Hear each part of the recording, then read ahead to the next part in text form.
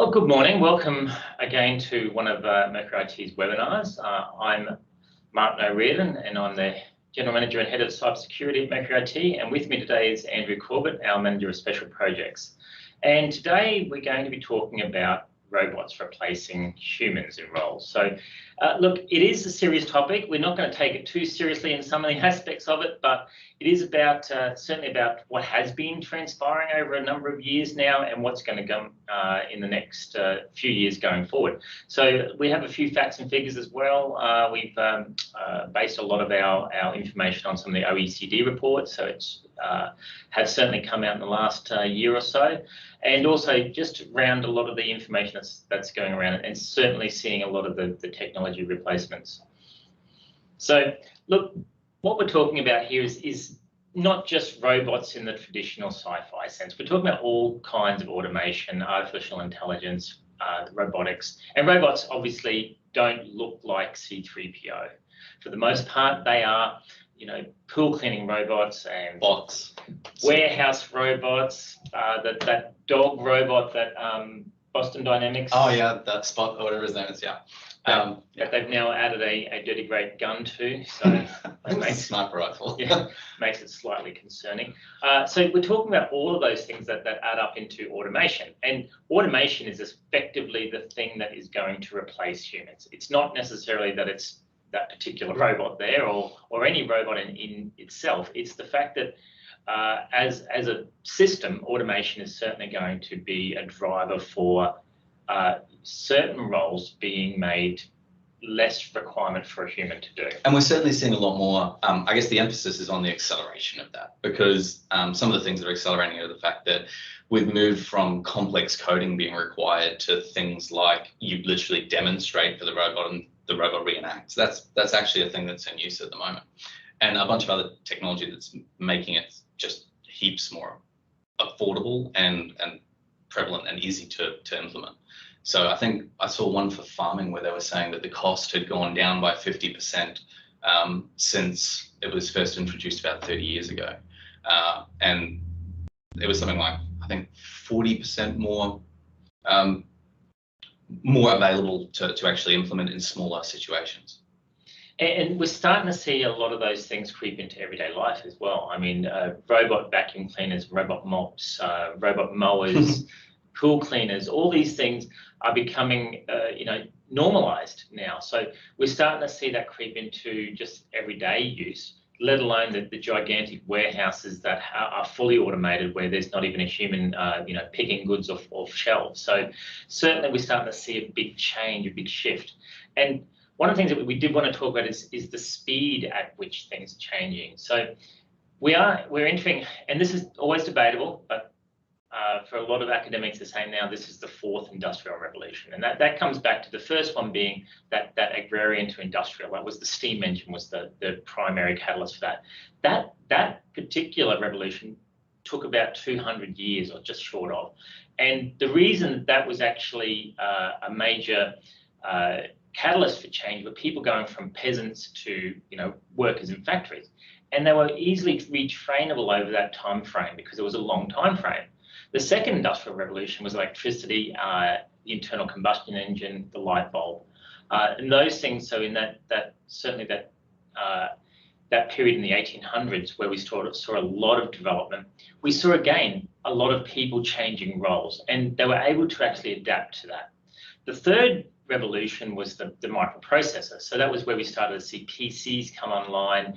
We saw the internet develop. We saw mobile phones. Again, those big server rooms all became replaced. Typing pools all disappeared. We started to see a lot of things being transistorized, and certainly we saw a lot of the workforce again. They went into different roles. We saw a lot of growth in consumerism in that period of time. So in that last 80 odd years, we saw a lot of consumerism growth. So we saw people moving into transport roles, logistics, all those sorts of things. Interestingly, it actually came with a huge increase in the number of jobs, that particular one. So you might also have seen this called the information revolution, was the other one that it's quite often called, which, although that was around 1970 specific. So that period was around 70 odd years. So we've had a time to really adopt the new technologies and adapt with them. The next one, the one that we're in now, is the fourth age, is the robotics and AI. Quantum computing will be coming, nanotechnology. All of these things are starting to really change the way we look at how we do things and how the world works. And a big part of it, our timeframes again have been shrunk. We're not talking 70 to 80 years, we're talking 20 to 30 years of real change. Yeah, I saw a lot of articles that are actually kind of guesstimating between 10 and 15 as well. So kind of depending on which expert you look at, it's anywhere between about 10 and 30 is the rough estimate.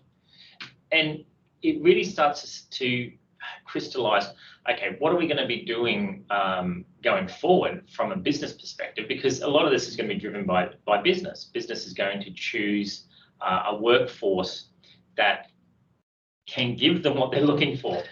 And this is your workforce. And it's particularly relevant at the moment, like particularly that top one. Like this is going to drive this stuff to go even faster. Like where we're seeing supply chain issues and workforce shortages and just extreme difficulty in planning when people are going to be available, it's not difficult to imagine that a workforce that just doesn't get sick, works 24 hours a day, the risk of injury is almost non-existent, like other than obviously what it creates for the poor humans who have to look after them, but that is also something. You know, they don't complain, they don't get emotionally exhausted, funnily enough, it's kind of another one that's come up, which I'll probably mention a little bit later. But and it's something again that COVID has driven as well, particularly that emotional exhaustion piece too. And you don't have to worry about them kind of doing bad things. So they're not going to steal, they don't have any hidden motives. It makes for a very different staffing opportunity. So. It does, and okay, it does say they're never rude to customers, and maybe they're always rude to customers. It's one of whichever way you look at it. But the fact is, the robot or the automated technology that replaces a human has a lot less, emotional overheads. Or maybe it's just that people are less likely to be offended by a robot, largely because they don't expect them to be as empathic.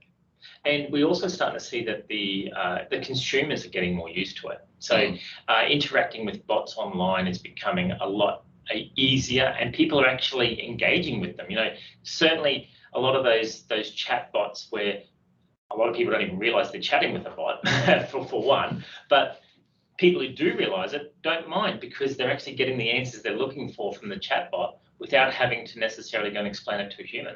Yeah, so I guess that kind of loops back also to that efficiency piece. And if we are living in the age where, you know, a repository of knowledge on your phone is right there at your fingertips, and people are expecting that. So it's kind of, it segues between those. The fact that you can talk to a bot and get the answer you need immediately without having to explain so clearly, in a lot of cases, is very convenient, which is a big driver.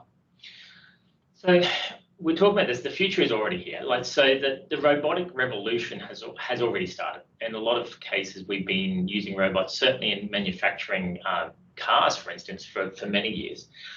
What we're seeing though now is a greater uptake, and certainly the cost of robotics has come down so significantly. You know, some of those car robots cost millions of dollars when they originally came out. They were effectively run on DOS. So they were basic machines, but now that their abilities are actually expanding so much, and we're starting to see some of these other more intelligent robots. So certainly not only the warehouse ones where you have specific robots picking in at goods, packing them, etc., but you do have a lot of these military robots that are coming through, which is a little bit concerning. You know, you have the robots that can do mine detection and disposal and those sorts of things. But yes, they are militarizing robots as well. Yeah, and while we haven't really, I guess, seen too much of that in the field, it's definitely something that's obviously been a big topic for discussion is kind of around that whole how much freedom to make choices about human life do you give a robot, which is interesting, or AI rather. Agriculture is also another huge one. So that's something that's been going on for a very long time. You know, optimization of that. Interestingly, from about, I think it was about from the 1980s, they were saying that they'd seen a reduction in the number of staff that was required. And actually, this was one that's advertised. You can actually go online and look it up now. There's lots of companies offering automation specifically around farming, and the estimate was 70%, well, this is what they were saying they could deliver, was about 70% less workforce immediately, and combined with that, a 40 to 50% uptick in just straight up profit, which was interesting that they'd come that far. So it's not hard to see why it's adopted. And it's also, as we've seen in agriculture, there's a lot of crops traditionally they say can't be machine picked. So a lot of those crops have been traditionally reliant on those itinerant workforces to actually pick crops. And then during the COVID pandemic, we saw a lot of issues with farmers being able to staff effectively for those crop picking. AI starts to change the game on that. So if we start to have robots being able to identify the crop and be able to pick those crops that traditionally you needed human hands to do, it makes a big difference because we start to see less reliant on those movable workforces. Yeah, which is something that's already happening, obviously. So as much as the crops that can't be picked aren't yet happening, so small farms haven't really adopted it to a huge degree, but like things like grain have GPS controlled machines that have no human driving them already. So you're looking at two people being able to run something like tens to hundreds of acres of farmland with almost no on the ground interaction. So, and the reality is that we need to be able to produce quantities of food like that for society to actually work is the unfortunate reality. So adoption of those areas is simply going to be necessary to continue. And one of the things, we put a few images there around vehicles. So robotic or self-driving vehicles is going to be one of the biggest game changers that we see in the next 5 to 10 years, because you already see a lot of the mining companies have started to move to driverless vehicles. So there's one actually image there, and that's in use today. They are used today on some of those large mines around Australia right now. So what we're starting to see is that move towards that driverless vehicle. Now, the big part of that driverless vehicle movement is going to be certainly logistics. So when we start to see trucks and couriers and things that aren't necessarily going to be required to have a driver anymore, we start to see a really large shift in our workforce.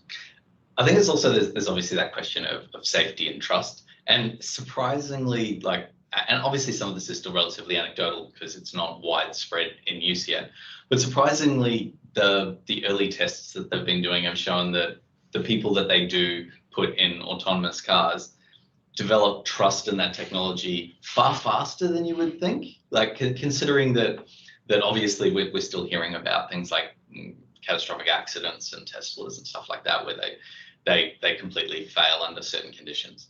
But surprisingly, when they actually put them in testing, so some of this was out of Waymo, which is Google's testing, they found that when they put humans in driverless cars, adoption and trust were something like 30 to 40 minutes.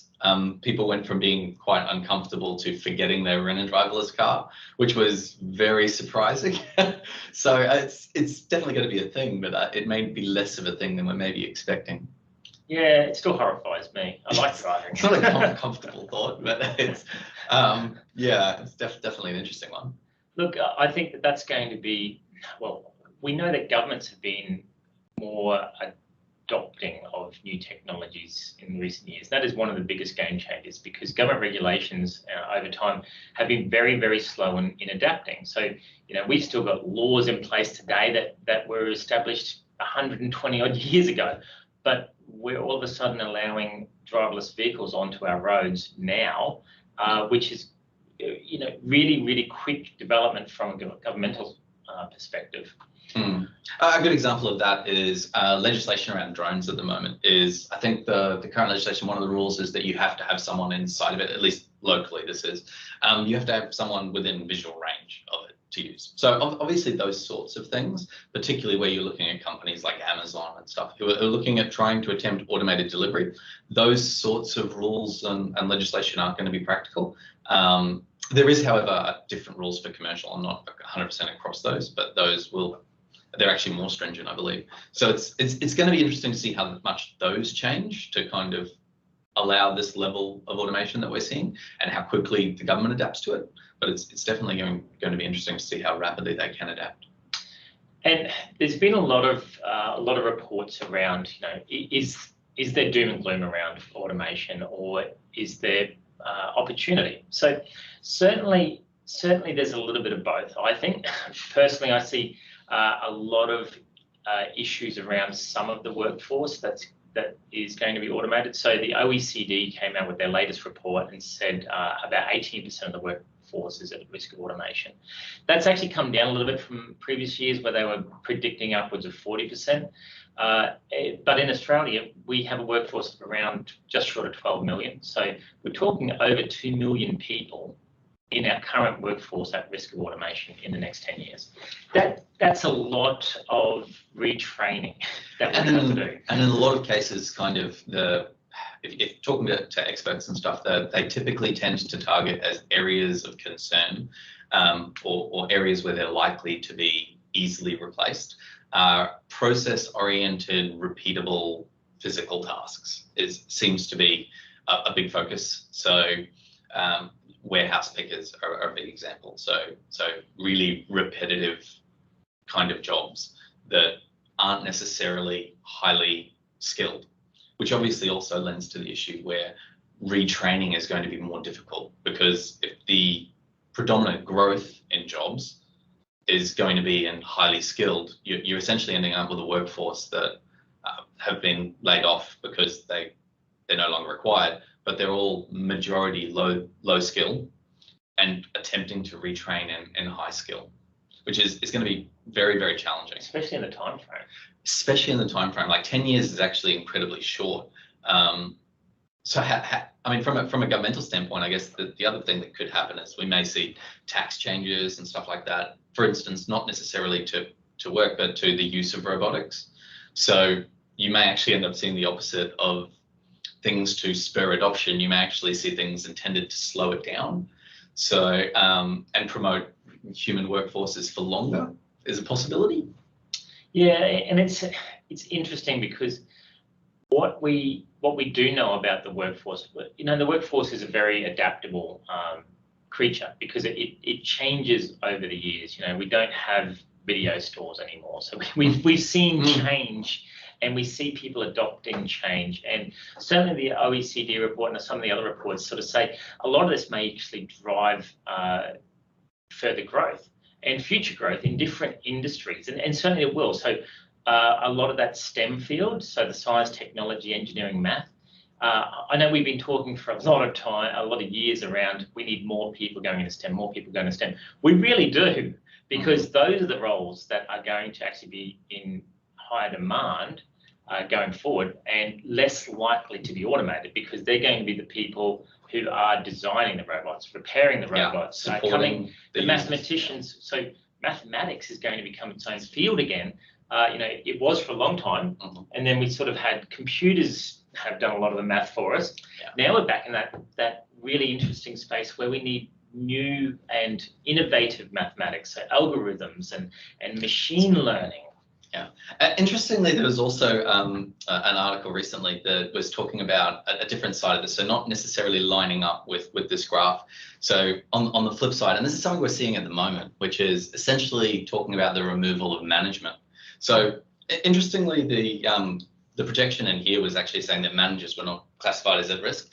But interestingly, one of the things that there's been a lot of discussion about is the fact that they're already being removed, particularly mid-level managers and potentially supervisors. So this is something that we've seen at Amazon already specifically, but also in business process automation, optimization companies, and the big one that's being driven by obviously COVID is remote workforce management and optimization. So what this is essentially they're taking analytics and robots and I guess KPI data, not necessarily terribly friendly, but that's what they're doing. And they're feeding it into a giant machine that monitors people and their workloads and everything, and essentially wrings the last, ekes out the absolute most they can get out of people. So an example is for remote workforce, they have systems now that take photos of people over a 10-minute period to confirm that they're working optimally, how engaged they are with their work, and will rate them based on kind of their attention during that period. In some cases, like Amazon and some of the large companies, so that they can even dock pay and count their breaks to the minutes. And in the case of drivers, they know exactly where they are with GPS. So if they've deviated or they're following non-optimal paths, they can, again, dock their pay or look at all sorts of scary things like that, which is a little bit concerning, but is a reality at the moment, unfortunately. That is something specifically in the case of Amazon. They were adopting a lot of it for warehouse pickers. So, or more specifically, it was actually delivering to the pickers. So they were calling them, I think it was called shelf selectors. So they would go around the warehouse collecting the equipment, and then it'd go back to the picker who then allocated it to the delivery. And what that allowed them to do was essentially make the people who were still there in the warehouse work in insane amounts of time during the day. So they were doing something like 8 to 10 hour shifts and incredibly efficient throughout it, which again, unfortunately, led very strongly into emotional exhaustion, which is a big one that they were discussing at the time. And also for call centers was the other big one. So apparently it's something we've seen adopted in insurance companies for calling, and to the point where apparently there are systems out there that will actually rate the emotional and what's the word? Empathy of the actual call operator, surprisingly, both on language and tone. So the use of the word sorry and things like their general tone and demeanor on the phone, and they'll use those ratings to gauge performance. So it's taking us, I guess, KPIs to an extreme kind of level where a human's not necessarily looking at the KPIs to make decisions, but they have a preset and predetermined outcome based on KPI levels that are just automatically delivered. Yeah, maybe we don't need to replace the human, we just need to robotize them. It's kind of what it is. It's an interesting one. Like that one in particular was interesting. And obviously it's something that's relatively new, and which is why it's garnering a bit of attention. Not so much here, but in America around Amazon, there's been a bit of talk about it, particularly around obviously all those kind of workforce exhaustion and how hard they're being worked, and you'll see a lot in the news, which is interesting. And so there's certainly this graph here, we've left it up there so you can have a look at it, but it basically is sort of pointing out that process-based workers are at highest risk. So certainly the impacts of widespread automation is going to impact certain industries and workforces far greater than others. So whilst we might talk about the average of 18%, it's not going to be equally, the pain's not going to be equally shared across the workforce. It's going to impact certain industries far greater than others. And that's not something that we can change. This is the kind of change. Revolutions are things that are outside of our control generally. So these are things that you just have to roll with. So what we need to do is start looking at how we retool and reskill those people now into different roles. And we're starting to see that change has kind of started in certain areas. So this is the average percentage change in employment level by occupation. So we've seen a lot of growth in IT professionals. So we feel that we see a lot of demand for IT professionals, and there's not a lot of people out there being able to go into the IT field as yet. Yeah, I see a lot of workforce shortages at the moment. Absolutely, and that's starting to really sort of come home to roost, and we start to see some of those other areas where in-demand roles aren't necessarily being fed enough graduates to actually feed those roles. But interestingly, you start to see some of the roles that have gone into negative spaces at the other end of that graph, where you start to see, clerical support workers and handicraft and printing workers and market-oriented skills, agriculture workers are in decline, so not even any growth. Yeah, which is kind of in line with a lot of what we've talked about and what we've seen. So it's It's definitely going to be an interesting one, particularly if you consider the fact that a lot of the jobs that are going through extreme growth, you're looking at like a robotics engineer might be 3 to 4 years at university if they're going to be at a master level, and then potentially a few years of experience. If you're talking about a 10-year shift, that doesn't give you a lot of time to actually start making those sorts of changes. No. And it's certainly one of the things that we want to just try and highlight today is not necessarily paint a poor picture. It's starting to think about, if we don't start planning now, if we don't start actually changing things now, we're going to be left behind. And in your own workforce, in your own workplace, thinking about automation is also going to be important to you, because your competitors certainly will be. So if you're not thinking about it, you could be the company that's swallowed up by your competitor, because they have actually been able to automate or adapt and retool those workers into other roles, or be able to adopt new technologies quickly and effectively to actually increase their efficiency. So yeah. Which is just going to mean that it comes down to competitive edge. So if your competitors are out there doing, they have half the staff and have productivity that's double, it's going to be very difficult not to seriously consider looking at automating procedures and things. It's going to become quite unavoidable is the problem. It is. And some of the takeaways we wanted to leave you with today is if you have children, young or teenagers, encourage STEM fields. STEM. Definitely STEM. That's certainly a big takeaway. If you have, a workforce, think about how you can, not only just reallocate your workforce into different roles, but how you help them change their skill levels, because it will be always a lot easier to take a really good worker today and, give them the skills to go into those other roles that you're going to need in the future. So if you start planning now where your current employees might fit in 10 years might look quite different to what they're doing right now. And that's certainly what we wanted to try and get to take away.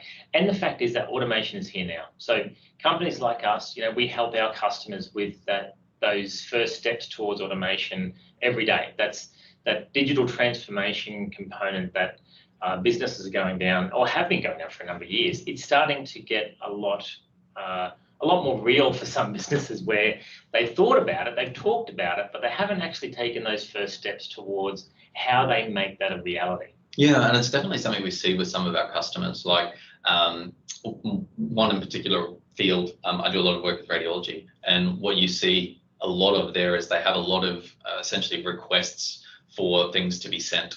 And we've already seen kind of multiple companies that we work with over the last few years adopt AI systems which do optical character recognition on the forms, and then they'll process and actually do the task. So it's definitely something we're already seeing happening, and it's only going to get better as the kind of the tech propping it up improves as well. So look, thanks for joining us today. We do have time for some questions if anyone wanted to put some questions into the chat field, and we can certainly try and answer them. Not experts as such, but certainly we'll give it a go. We do really appreciate everyone's attendance today. If you do have any other questions, if you wanted to reach out to us at all, there's some details on the screen there for you to reach out to us. And I'll just see if we have any questions. We've got one question here. Are companies upskilling for automation effectively? Some are. Certainly, you're starting to see those giant companies like Amazon and Google are really investing heavily in automation and trying to take as many of their workers as possible on that journey. It's certainly less so when you start to see less investment in smaller companies. Yeah. It's certainly going to be, unfortunately to start with, it's going to be a little bit of the big end of town is going to have the most ability to invest in automation, it's always been that way, where you start to see the larger companies get a slight edge. But then you've got to remember that the smaller companies have a little bit more agility to try and adapt on the fly. I've definitely seen a lot more as well, investment, particularly in that kind of maths area. We've seen a lot more businesses doing a lot more with kind of business analytics, Power BI, all that kind of stuff is becoming a lot more common, and the investment in that area particularly. So obviously there's just heaps more data available to you now. So right up from kind of your workforce all the way up. So both internal and external data is just significantly more available to companies. So we're seeing a big investment in kind of analytics both on both sides of that. So internal analytics as well as external. So that piece we've definitely seen a lot of investment in. I guess personally I haven't seen a lot to do around that robotics piece, but that's more of an industry specific thing, whether you're going to fall on the robotics side or more of the process automation. We obviously see a lot more of the kind of AI software process automation kind of stuff in our day-to-day. Any other questions, Alicia? Yes, we've got another one here. When do you see some of the robotics being more affordable? Well, some of the more basic ones are starting to become affordable. Certainly in the space of that retail space, we're starting to see robot mowers $1,000 sort of thing, where they used to be tens of thousands of dollars. So it's certainly starting to see that shift has already started. Certainly, as I said about those car manufacturing robots, they were multi-million-dollar devices, and I believe that a lot of them have come down to a couple of $100,000. So the statistic I saw was, I think it was 1980. They did a comparison between the cost of robotics and the output, and there were, I think the graph showed that literally the output had doubled and the cost had halved between 1980 and, off the top of my head, it was 2020 when they redid the stats. So essentially a 50% reduction in cost and 100% increase in output. So that kind of would give you an indication of the track they're on, and it was quite curved, so I would expect it to accelerate based on the graph I'd seen. Yeah, it's just going to accelerate from here. Certainly, just like the cost of computing has come down so much over the years. It's also driven by the fact that a lot of the robots are now multitasking. So you've kind of gone from this design where they would build a robot that could do one thing to a robot that can be shown how to do dozens of things. This is obviously in manufacturing lines and picking and stuff like that. And you can run dozens of tasks through them with very little effort to retrain them, and they're capable of doing a huge variety, which obviously reduces the cost of development, delivery, manufacturing, because they can actually start manufacturing them. Like in one particular example I saw, it was a manufacturing of robots to manufacture. So that was literally what they were doing. So yeah, it's definitely going to be a thing that they're cheaper to make and to use. The next question, Alicia? The next one is, do you think automation will hit education, like teachers being partially automated? Well, I think you'll see parts of it. I think. Was it on the graph? Where did they? Sorry, where did they place education? Education was. I don't remember it being very high. No, I don't believe I see a lot of it. At least the OECD wasn't thinking that it was going to be particularly at risk. Personally, I think you're starting to see some aspects of education as being digitized. You see, certainly during the COVID period, where you started to see schools adopt home learning and being able to use collaboration tools. The next step from that, if you're home learning, can you have some kind of bot do some of the teaching? It's not a possible. Huge leap for university either. Like that concept of it's, instead of attending lectures, you have a series of videos or interactive is not a huge leap. Obviously, there's still people assisting with the building of the content, but the delivery portion of it, we could certainly see a lot more automation and that kind of stuff. I think parents will be a impediment for adoption of that, because I certainly think that parents will want some like human interaction with a teacher. Well, part of school is also about building social skills, so there's going to be an element of it that I doubt they'll be getting rid of too soon. But I'd also say we've also seen that there's been a lot of talk around teachers. One teacher is not necessarily the same as another teacher. So just like the manufacturers of automated cars, who their mantra is it'll be safer than humans driving cars, will it be safer for a robot teacher to teach all of children equally? It's a question. Yeah. So you look, I think you'll see elements. It'll be one of those fields where you'll see elements creep in, won't necessarily replace the teacher straight away, just like doctors. So as we said about radiology, we start to see AI augment the doctor's capabilities, not replace the doctor. I think that's probably more likely. Yeah. So the portions like education support staff and stuff like that are probably going to be more at risk than the actual educators. Yeah, and a lot of those kind of the delivery and how you can get it are going to change, but maybe not necessarily quite so impacted as augmented. Next question. Is there automation coming in for radiology scans like MRIs and CTs? It's already here. I think I have some. Yeah. Obviously there's a heap of stuff in AI, and this is not specifically my field, but I do a bit of work in it. And it's that they do obviously have a lot of AI to assist doctors at the moment with making more accurate diagnosis or making more diagnosis more speedily, so quicker.